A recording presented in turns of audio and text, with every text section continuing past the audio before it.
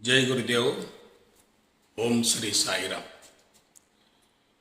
ఆధ్యాత్మికత అంటే ఏమిటో తెలుసుకున్నారు.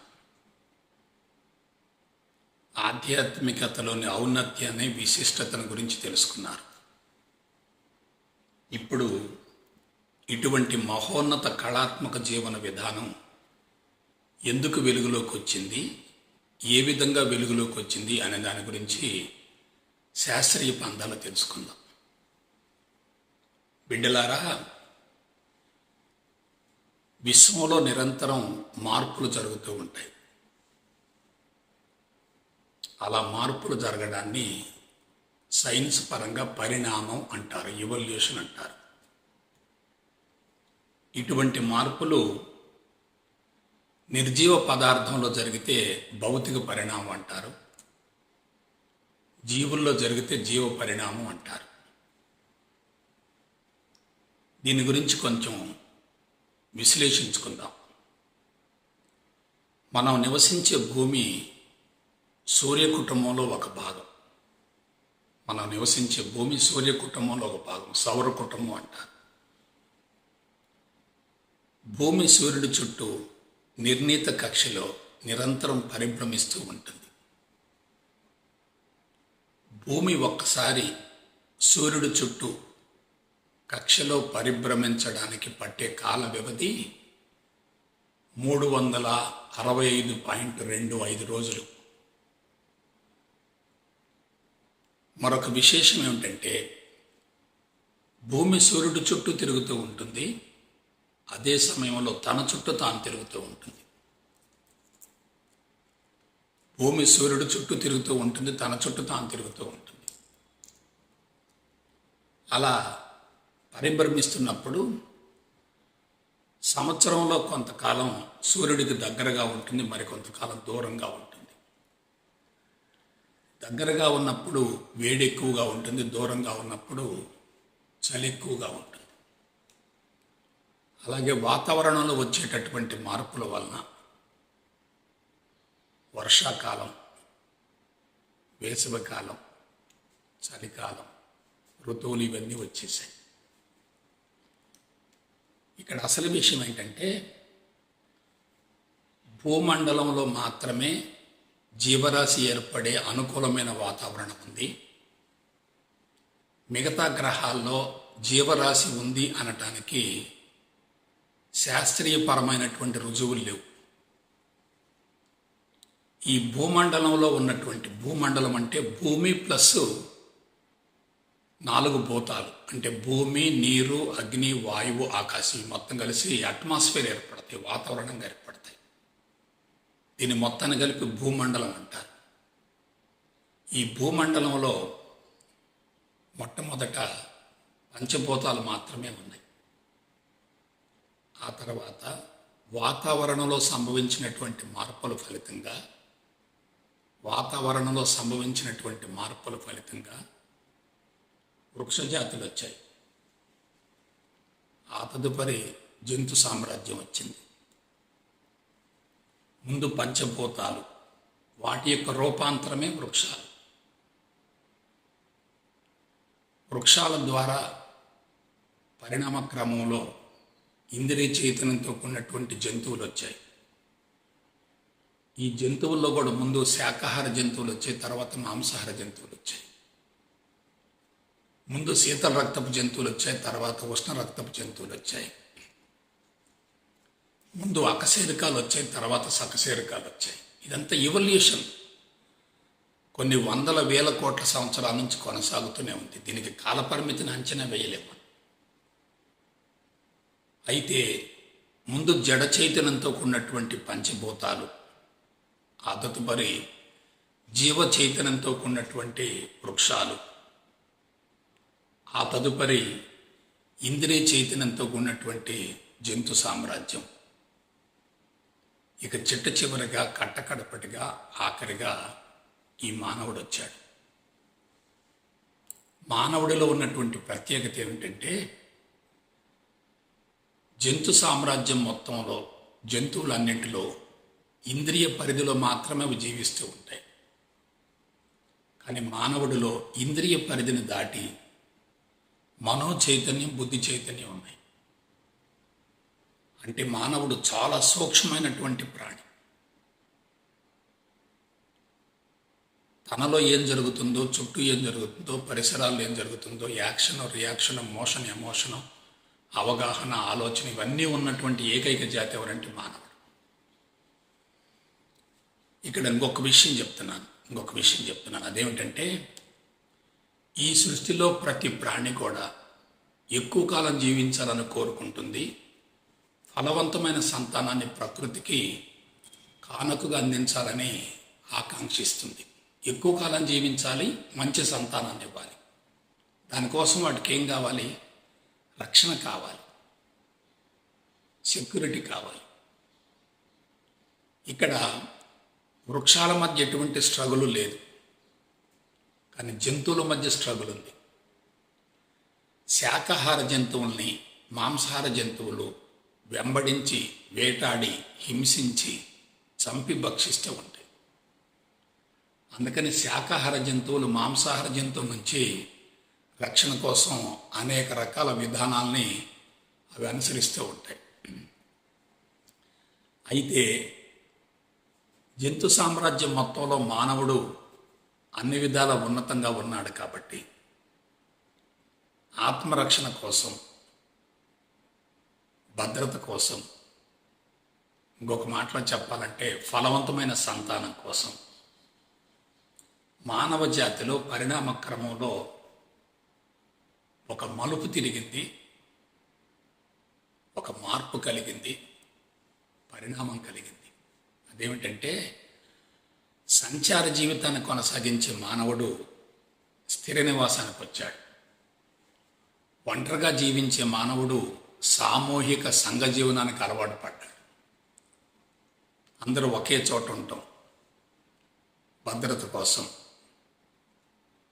ఇతర మాంసాహార జంతువుల నుంచి రక్షణ కోసం ఈ విధంగా కలిసిమెలిసి జీవించడం అలవాటు చేసుకున్నారు.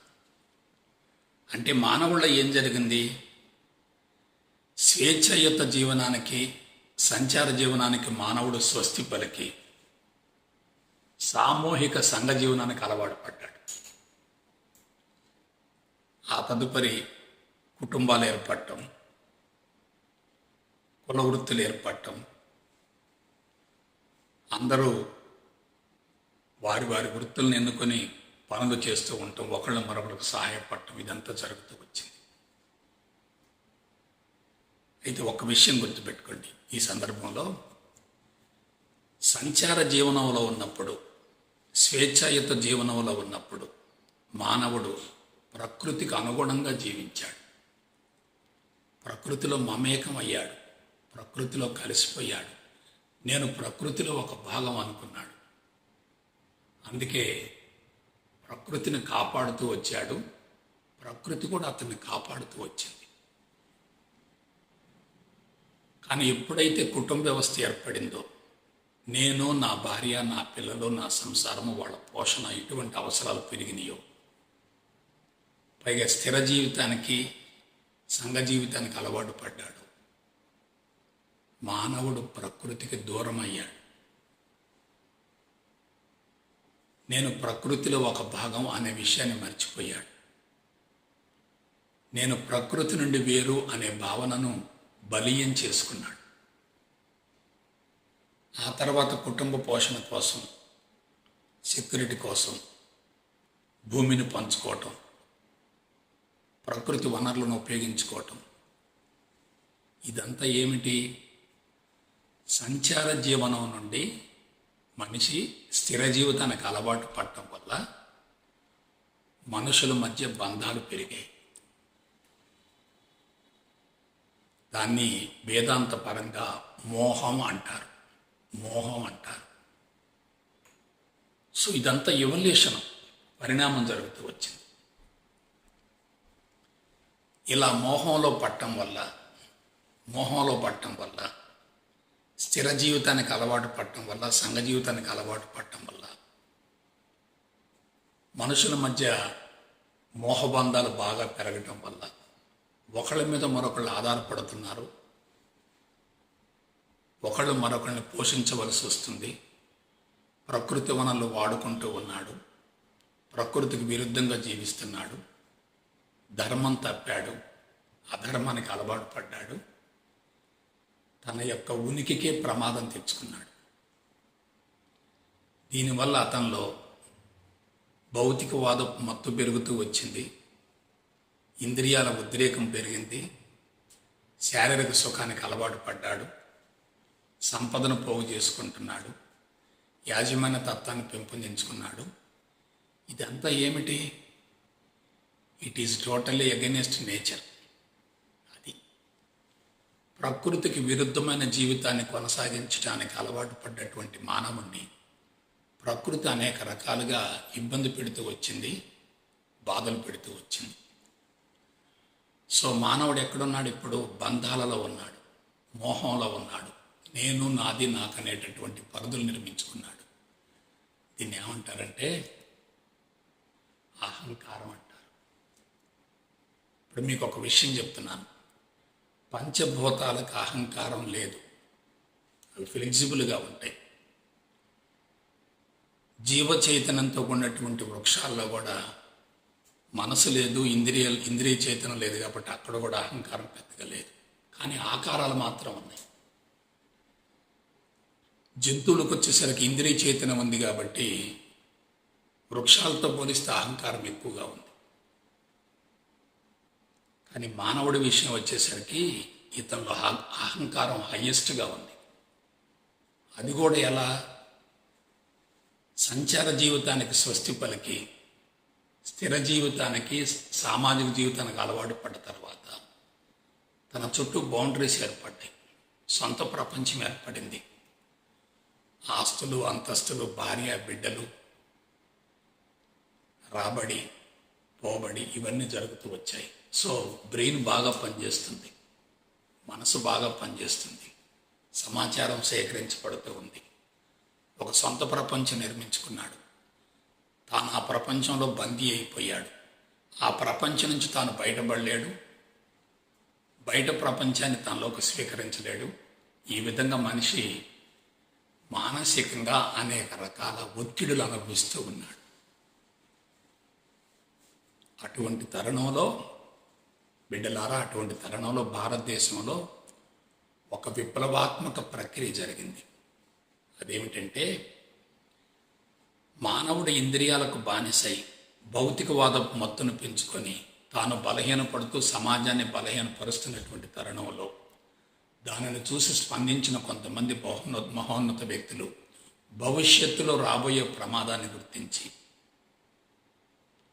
నిర్జన, నిర్మానుష్య, ఏకాంత, ప్రశాంత, ప్రకృతిపరమైన స్థావరాలను ఎన్నుకొని దశాబ్దాల తరబడి లోతైన మౌనంలో ఉండి సంస్కార శుద్ధి గావించుకొని సంపూర్ణ స్వేచ్ఛను పొంది మానవుడు కుటుంబ వ్యవస్థలో ఉన్న భార్య బిడ్డలతో ఉన్న సంసార జీవితాన్ని కొనసాగిస్తున్నప్పటికీ ఇప్పుడు చూడండి, ఆనందంగా, ప్రశాంతంగా, ఆరోగ్యంగా, సుదీర్ఘ ఆయువుతో జీవించే విధంగా వాడు మనకు అందించిన చక్కని మహోన్నత కళాత్మక జీవన విధానమే ఆధ్యాత్మిక మార్గం. It is art of living. ఇటువంటి ప్రయోగం ప్రపంచంలో ఏ దేశంలో జరగదు, ఒక భారతదేశంలో జరిగింది. అయితే ఈ సందర్భంగా మీకు ఒక విషయం చెప్తాను. భారతదేశంలో ఆధ్యాత్మిక విధానం వెలుగులోకి ఎప్పుడు వచ్చిందంటే క్రీస్తు పూర్వం 8,000 సంవత్సరాల నాడు వెలుగులోకి వచ్చింది. అంటే ఇప్పటికి దాదాపు 10,000 సంవత్సరాలు. కొంచెం జాగ్రత్తగా ఆలోచించండి. 10,000 సంవత్సరాల నాడు మానవుడు ఇన్ని క్లిష్టమైన పరిస్థితులను ఎదుర్కోలే. ఎందుకు చెప్పన? జనాభా తక్కువగా ఉంది, వనరులు పుష్కలంగా ఉన్నాయి, కుటుంబ వ్యవస్థ బలోపేతం కాలేదు, నాగరికత పెద్దగా లేదు, సైన్సు సాంకేతిక పరిజ్ఞానం అసలు లేదు. వనరులు పుష్కలంగా ఉన్నప్పుడు, జనాభా తక్కువగా ఉన్నప్పుడు అసలు సమస్యలు ఎందుకు ఉంటాయి? ఇది పాయింట్. అయితే ప్రపంచం మొత్తంలోకెల్లా అత్యంత తెలివైనటువంటి ఒక జాతి ఉంది, మానవ జాతిలో కూడా అత్యంత తెలివైనటువంటి బ్రీడ్ అవుతుంది. వాళ్ళు ఎవరంటే ఆర్యులు. ఆర్యులు వాళ్ళు చాలా సున్నితమైనటువంటి మనసు ఉన్నటువంటి వాళ్ళు, విశాలమైనటువంటి ఆలోచన విధానం ఉన్నటువంటి వాళ్ళు.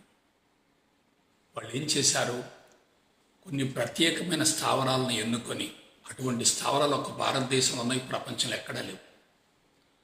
భారతదేశంలో ఉన్నటువంటి వృక్షజాతులు కానీ, భారతదేశంలో ఉన్నటువంటి జంతువులు కానీ, భారతదేశంలో ఉన్నటువంటి నదులు కానీ, పవిత్రమైన స్థావరాలు కానీ ప్రపంచంలో ఎక్కడా లేవు. That is greatness of India.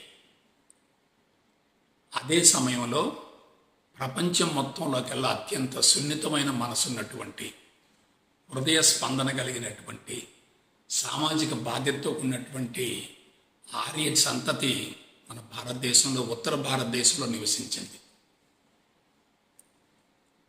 వాళ్ళు నిర్జన నిర్మానుష్య ఏకాంత ప్రశాంత పవిత్రమైన స్థావరాలను ఎన్నుకున్నప్పుడు ఏమైందో ఆలోచించండి. లోపల యాక్షన్ ఉన్నా సరే బయట రియాక్షన్ లేదుగా. ఎందుకంటే స్థావరాలు ఎలా ఉన్నాయి, పవిత్రంగా ఉన్నాయి, ప్రశాంతంగా ఉన్నాయి, నిర్జనంగా ఉన్నాయి, నిర్మానుష్యంగా ఉన్నాయి, ప్రకృతి పరంగా ఉన్నాయి. వాళ్ళు ఏకాంతంగా ఉన్నారు, మౌనం ఉన్నారు.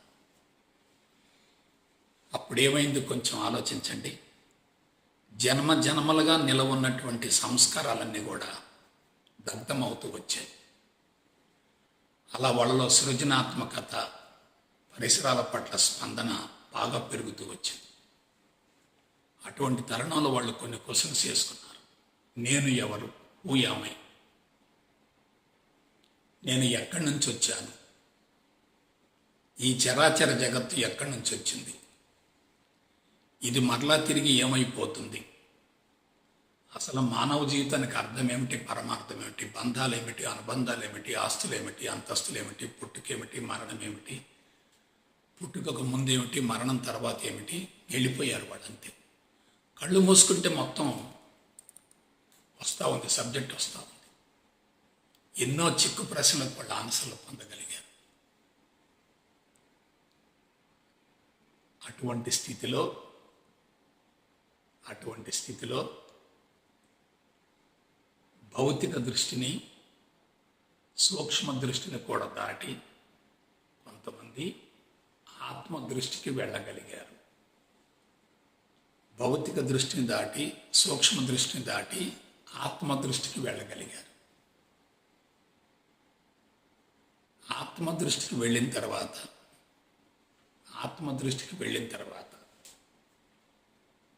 కళ్ళు మూసుకొని కనిపించే స్థూల జగత్తును మొత్తాన్ని భగవంతుడిగా భావించి అనర్గళంగా, సునాయాసంగా, యాదృచ్ఛికంగా, స్పాంటేనియస్గా అలా వర్ణిస్తూ వచ్చారు. ఇక్కడ సీక్రెట్ ఆఫ్ స్పిరిచువాలిటీ చెప్తాను. ప్రతి ఆకారానికి శబ్దం ఉంటుంది, ప్రతి శబ్దానికి ఆకారం ఉంటుంది. ఒక వస్తువులో వాసన ఉంటుంది, రుచి ఉంటుంది, ఆకారం ఉంటుంది, స్పర్శ ఉంటుంది, శబ్దం కూడా ఉంటాయి. ఇవన్నీ ఉంటాయి. ఎవరైతే భౌతిక దృష్టితో ప్రపంచాన్ని చూస్తారో వాళ్లకు ప్రకృతిపరమైనటువంటి సూత్రాలకు సంబంధించినటువంటి విషయాల అవగాహన కావు. ఒక వస్తువు యొక్క వాసన కానీ, రుచి కానీ, ఆకారం కానీ, స్పర్శ కానీ, శబ్దం కానీ మనం దగ్గరకు వెళితే తప్ప కనుక్కోలేము. కానీ వాళ్ళు అలా కాదు. ఆత్మ దృష్టికి వెళ్ళారు, ఆత్మస్థితికి వెళ్ళారు. కనిపించేది ప్రతిదీ భగవంతుడిగా కనపడుతుంది. అప్పుడు వాళ్ళు ఏం చేశారు, కీ పాయింట్ వస్తుంది. కనిపించేటటువంటి ఆకారానికి అనుగుణంగా కొన్ని శబ్దాల ద్వారా ఈ శబ్దాలను ఆ ఆకారాల మీద ప్రయోగించారు. పవిత్రమైన శబ్దాలను అక్కడ ఉన్నటువంటి ఆకారాలకు అనుగుణంగా వాటి మీద ప్రయోగించేటటువంటి విధానాన్ని సంహితము అన్నారు. సంహితము ఎంత టెక్నికల్. సంహితం అన్నారు. వాళ్ళు ఉపయోగించే శబ్దాలు ఎలా ఉన్నాయి, అక్కడ ఆకారం ఎలా ఉందో దానికి అనుగుణంగా ఉన్నాయి శబ్దాలు. ఇప్పుడు ఒక విషయం ఆలోచించండి, అక్కడ ఆకారం మారిందనుకోండి, ఇక్కడ శబ్దం కూడా మారుతుంది. అక్కడ స్థితి మారిందనుకోండి, దాని వర్ణన మారుతుంది. ఆ విధంగా ప్రతి వస్తువు యొక్క రూపాన్ని, గుణాన్ని, తత్వాన్ని, ధర్మాన్ని అలా వర్ణిస్తూ వర్ణిస్తూ వర్ణిస్తూ పవిత్రమైనటువంటి శబ్దాల ద్వారా ఈ ఆత్మజ్ఞానాన్ని బహిర్గతం చేశారు. అటువంటి పవిత్రమైన శబ్దాలనే మంత్రాలు అన్నారు. మంత్రం అంటే మనస్సును కరిగించేది, మనస్సును విస్తరింపజేసేది, మనస్సుకు అతీతమైనది, ఆత్మస్థితి నుండి వెల్లడించబడేది మంత్రం. ఇక వాళ్ళు ఉపయోగించిన భాష ఎటువంటిదో చూడండి. వాళ్ళు ఏ స్థితిలో ఉన్నారు? భగవంతుడి స్థితిలో ఉన్నారు. ఎవరిని వర్ణిస్తున్నారు? భగవంతుడిని వర్ణిస్తున్నారు. దేని ద్వారా వర్ణిస్తున్నారు? పవిత్రమైన భాషలో వర్ణిస్తున్నారు. ఎవరికి చెప్తున్నారు? భగవంతుడికి చెప్తున్నారు. భగవంతుడి గురించి భగవంతుడి భాషలో భగవంతుడికి తెలియజేయడం. ఇప్పుడు నాకు ఒక విషయం చెప్పండి. క్రీస్తుకు పూర్వం 8,000 సంవత్సరాల నాటి టెలిస్కోపులు లేవు, టెక్నాలజీ లేదు, పరికరాలు లేవు, సాంకేతిక పరిజ్ఞానం లేదు. మరి వాళ్ళు విశ్వాన్ని మొత్తాన్ని ఎలా చూశారు? కళ్ళు మూసుకొని చూశారు. అది కళ్ళు మూసుకొని విశ్వాన్ని మొత్తాన్ని దర్శించినప్పుడు కొంచెం ఆలోచించండి. విశ్వం మొత్తాన్ని దర్శించారనుకోండి, వాళ్ళకి విశ్వ దర్శనం జరుగుతుంది. దాన్నే సత్య దర్శనం అంటారు. వాళ్ళకి భగవంతుడి మినహా ఏమీ కనిపించదు. ఆ విధంగా వాళ్ళు అనుభవించినటువంటి అనుభవాన్ని ప్రకృతిలో కూర్చొని ప్రకృతిని ప్రత్యక్షంగా వర్ణిస్తూ వాళ్ళకి తెలియజేశారు. దాదాపు 3-4 వేల సంవత్సరాల వరకు తెలియజేశారు. ఆ విధంగా గురువు నుండి, అనుభవాన్ని పొందినటువంటి గురువు నుండి శిష్యుడికి అనుసృతంగా ఇటువంటి వేద విజ్ఞానం, ఆత్మజ్ఞానం బహిర్గతమైంది. కాబట్టి ప్రారంభంలో వాటిని శృతులు అన్నారు. శృతి అంటే సత్యవాక్యం. సో ఇది బిగినింగ్లో జరిగింది. బిగినింగ్లో ఈ మొత్తం జరిగింది. అయితే ఇక్కడ ఒక విషయం చెప్తున్నాను, మరలా మేము ఇంకోసారి రిపీట్ చేస్తున్నాను. ఆధ్యాత్మికత అనేది అవసరం కొద్ది బహిర్గతమైందా, ఆకస్మికంగా బహిర్గతమైందా? ఈ విషయాన్ని గురించి మనం తెలుసుకోవాలి. అవసరం కొద్ది బహిర్గతమైతే అన్వేషణ ద్వారా జరుగుతుంది. ఆకస్మికంగా బహిర్గతమైతే కొద్ది మంది మాత్రమే పరిమితం అవుతుంది. కొద్ది మందికి మాత్రమే పరిమితం అవుతుంది. అది అవసరం కొద్ది రాలే. కారణం ఏంటి? అప్పుడు ప్రకృతి వనరులు పుష్కలంగా ఉన్నాయి, జనాభా తక్కువగా ఉంది, కుటుంబ వ్యవస్థ బలోపేతం కాలేదు, యాజమాన్య తత్వం పెరగలేదు, సాంకేతిక పరిజ్ఞానం అసలే లేదు. ప్రజలంతా సుభిక్షంగా ఉన్నారు, ప్రశాంతంగా ఉన్నారు. అటువంటి తరుణంలో ఇటువంటి లోతైనటువంటి ఆత్మ దృష్టి నుండి, ఆత్మస్థితి నుండి భగవంతుడి యొక్క ఉనికిని తెలుసుకోవలసిన అవసరం ఏంటి? Necessity is the mother of invention అన్నారు కదా. అవసరాన్ని బట్టి అన్వేషణ కొనసాగుతుంది అన్నారు కదా. ఇవాళ కరోనా వచ్చింది, ప్రపంచంలో అతలకొతలం అయ్యే పరిస్థితులు ఏర్పడ్డాయి. అందుకని దాదాపు 100,000 ల్యాబొరేటరీలో ఆ కరోనాకి వ్యాక్సిన్ కనుక్కోవటం కోసం కొంతమంది బృందాలకు ఏర్పడి రెయ్యింబగళ్ళు కూడా దాని మీద పరిశోధన చేస్తున్నారు. ఎందుకు చేస్తున్నారు? అవసరం వచ్చింది కాబట్టి చేస్తున్నారు. కానీ క్రీస్తుకు పూర్వం 8,000 సంవత్సరాల నాడు ఆధ్యాత్మికత యొక్క అవసరం లేదు కదా. ఇది కీలకమైన పాయింట్. ఆధ్యాత్మికత యొక్క అవసరం లేదు కాబట్టి, అవసరం లేకుండా అంతరంగం నుండి లావాలాగా ఉప్పొంగింది కాబట్టి, అవసరం లేకుండా అంతరంగం నుండి లావాలా గుప్పుమంది కాబట్టి దాన్ని ఉత్పరివర్తనం అన్నారు. పరిణామం అనేది నెమ్మదిగా జరుగుతుంది, కానీ ఉత్పరివర్తన మాత్రం సడన్గా బ్లో అప్ అవుతుంది. దాన్ని మ్యూటేషన్ అంటారు. సో కొంచెం ఆలోచించండి. ప్రపంచ దేశాల మొత్తంలోకెల్లా భారతదేశపు ఆర్య సంతతి ఇటువంటి లోతైనటువంటి మహోన్నత కళాత్మక జీవన విధానాన్ని బహిర్గతం చేయటం అంటే అది ఒక్క భారతదేశానికే సాధ్యమైంది. వేరే చోట ఎక్కడ ఇటువంటి ప్రయోగాలు జరగలేదు. ఒకవేళ జరిగినప్పటికీ అవి విజయవంతం కాలేదు.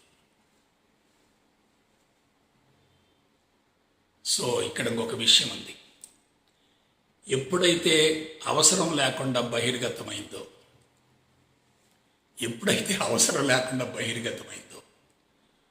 కొన్ని వేల సంవత్సరాల వరకు కొంతమంది అనుభవసారాన్ని పంచారు, కానీ తర్వాత కాలగమనంలో అనుభవించేవాళ్ళు తగ్గిపోతూ వచ్చారు, బోధించేవాళ్ళు పెరిగిపోతూ వచ్చారు. అనుభవించేవాళ్ళు తగ్గిపోతూ వచ్చారు, బోధించేవాళ్ళు పెరుగుతూ వచ్చారు. ఇక్కడ ఒక విషయం చెప్పండి, అసలు ఆధ్యాత్మికతను అనుభవించటమే కానీ బోధించకూడదు. బోధించటం ఎట్లా?